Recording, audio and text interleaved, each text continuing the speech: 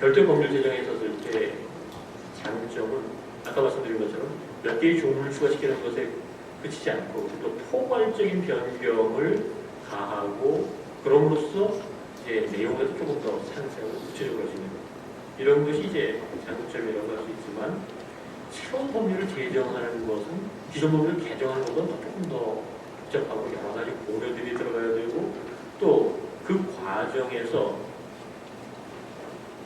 뭐 아무래도 이제 반대 문제가 나타나니까 그걸 갖다 이제 국가보안법, 비국가보안법 뭐 이런 식으로 해가지고 적극 비난하게 될 경우가 있어가지고서는 이 통과가 원활하지는 않을 수 있다.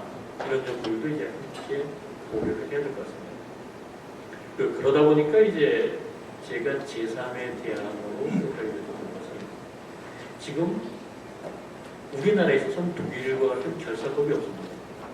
과거에 이제 사회단체 등록에 관한 법률이 있다가 그것이 이제 신고에 관한 법률로 바뀌었다가 나중에 아예 이제 폐지를 거쳐서 어떤 사회단체에 대한 결사들에 대해 가지고 규율하는 이런 법률 자체가 아무것도 없는 거고 그러다 보니까 지금 국가보안법상에 어떤 반국가단체나 이적단체에 대해서는 해당 규정이 없는 게 아니라 형법상에 역시 유사하게 처벌되고 있는 범죄단체에 대해서 해당 규정이 없습니다. 이건 정상은 아니거든요.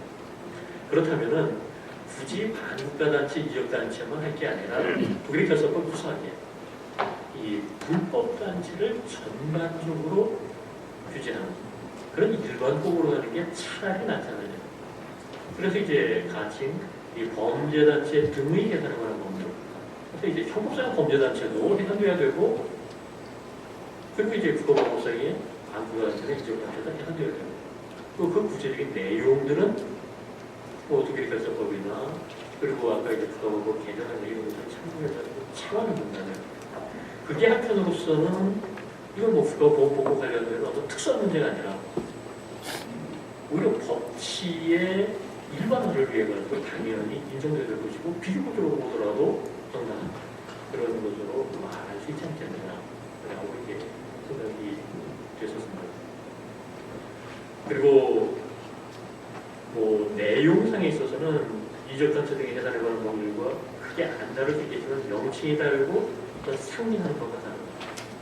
사실 반대하는 측에 있어서도 그 형법상의 범죄단체도 그럼 처벌하지 말라, 해산하지 말라는 얘기냐 라고 방문했었을 때 답하기 어려운 거고 이 반국가단체나 이적단체도 결국은 일종의 범죄단체 아니냐 이걸 함께 규율하는 데서 문제는 없고 오히려 외국의 법률도 라고 이해할 수 있는 정도입니다.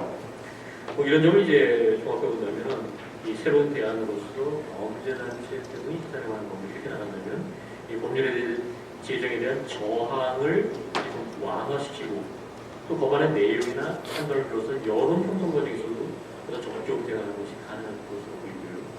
또 규율 대상을 확대하면서 법 체계의 일관성을 확보하는 데 있어서 이제 도움이 되고 그리고 이게 처음부터 이제 뭐 독일의 결사법과 같이 이제 포괄적인 의미로 가면 되겠지만 만약에 그렇지 못하고 그냥 해산 중심으로 간다 하더라도 장기적으로는 이렇게 결사법 제정에 기초가 될 수 있는 그런 측면이 장점이 되지 않을까 생각합니다.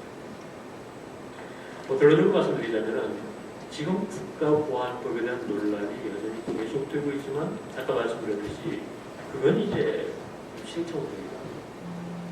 더 이상 그런데 우리가 묶여 있을 때는 아니다라고 생각이 들고 이제 그럼에도 불구하고 현실적으로 국가보안법 개정에 대한 저항이 적지 않은 상태라면 아까 말씀드렸듯이 전략적으로 실효성을 높이면서 관철 가능성을 또한 높이기 위해서 이 국가보안법의 개정이나 이적단체 등에 해당에 관한 법률 이런 것으로만 시혜를 좁힐 것이 아니라 이 조금 더 시야를 넓게 해서 범죄단체 일반에 대한 해산에 관한 법률 이런 것으로서 생각하는 것이 필요하지 않을까. 뭐 범죄단체 해산 문제라고 하는 것은 이제 결사 이제가 된 게 아니고 뭐 결사 중에서도 가장 강력한 법적 보호를 받는 정당조차도 법상 해산이 가능한데 이 범죄단체가 해산이 가능하다는 것은 시기상의 모순이기 때문에 이런 부분들은 우리가 이제 좀 더 적극적으로 취재해 볼 필요가 있다고 생각이 됩니다. 물론 법이라고 하는 게 시대의 발전을 갖다가 앞서가는 것은 오히려 위험하다는 얘기를 합니다. 법은 보수적일 수밖에 없거든요.